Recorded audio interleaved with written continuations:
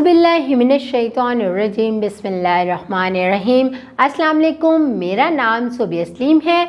आज मैं आपको गौहर पब्लिशर की जानिब से खुशामदीद कहती हूँ। हमारा मोटो है redefining the geography of education through digital resources for conceptual learning. आज हम गौहर निदाए उर्दू जमात दोम सबक नंबर 9 कफ़ायत शायरी से मुतालिक सफ़ा नंबर 60 पर जो मश्क दी गई है उसको हल करेंगे। ज़बान शनासी, यानी कि यहाँ पर चंद जुमले दिए हैं, हम उनको पढ़ते हैं। वो क्या हैं? कौवा पानी नहीं पीता। क्या कौवा पानी पीता है? पहले जुमले में इनकार है, ये मनफी जुमला है। दूसरे जुमले में सवाल है, ये सवालिया जुमला है। इसका क्या मतलब है? जब किसी जुमले में किसी काम से मना किया गया हो या उसे ना करने का हुक्म दिया गया हो, वो मनफी जुमला कहलाता है। या किसी जुमले में अगर कोई सवाल पूछा गया हो, यानी कि आपसे कुछ पूछा गया हो, तो वो जुमला वो जुमला क्या कहलाता है? सवालिया जुमला। शाबाश। अब सवाल नंबर 6 देखते हैं। आप मनफी और सवालिया मिसाल के मुताबिक दो जुमले लिखें। जवाब: मनफी जुमले, गाय का दूध नहीं पिया जाता। आज मैं स्कूल नहीं गया। ये दोनों जुमले कौन से हैं? मनफी जुमले हैं। आगे सवालिया जुमले, क्या गाय का दूध पिया जाता है? क्या आज मैं स्कूल गया? ये दोनों जुमले कौन से हैं? सवालिया जुमले, क्योंकि इसमें सवाल पूछा गया है। अब हम सवाल नंबर 7 देखते हैं। मुतज़ाद उल्ट लिखें, यानी कि जो मैं अल्फाज बोलूँगी उसका आपने उल्ट बताना है। जैसे कि बड़ा, छोटा, तेज़, आहिस्ता, सफ़ेद, स्याह, मोटा, पतला, नालायक, लायक, सच्चा, झूठा। सवाल नंबर 8, ने को मैं पर लगाकर खाली जगह पुर करें। जैसे कि अम्मी कमरे खाली जगह बैठी थी। यहाँ क्या आएगा खाली जगह की जगह?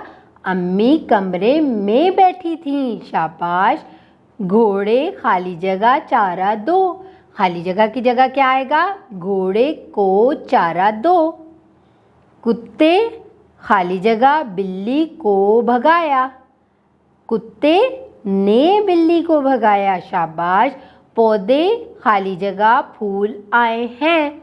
पौधे पर फूल आए हैं। शाबाश। अब आगे देखते हैं। आओ नया लिखें। सवाल नंबर 9, आपने किसी जगह की सैर की हो तो उसके बारे में 5 जुमले लिखें। अब आपने क्या करना है? आप अम्मी अब्बू के साथ जहाँ पर जिस इलाके में सैर के लिए गए वहाँ के बारे में आपने लिखना है कि आपने कैसे सैर की और किस तरह पहुँचे और वहाँ पर क्या क्या मज़ा किया। मैं आपको अपनी सैर के बारे में बताऊँ? चलिए मैं बताती हूँ।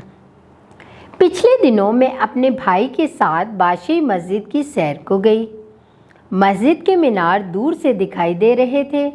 मस्जिद को देखने के लिए दूर दूर से लोग आए हुए थे। मस्जिद की पूरी इमारत खूबसूरत सुर्ख पत्थर से बनी हुई है।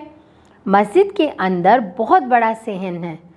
ये मस्जिद मुग़ल बादशाह औरंगज़ेब आलमगीर ने तमीर कराई थी।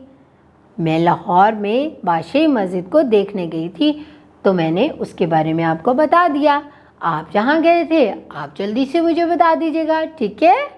शाबाश। सवाल नंबर 10 क्या है? अपने घर और स्कूल का पता लिखें। आप लोगों ने अपने वालिदैन की मदद से घर जाकर अपने घर और स्कूल का पता लिखना है।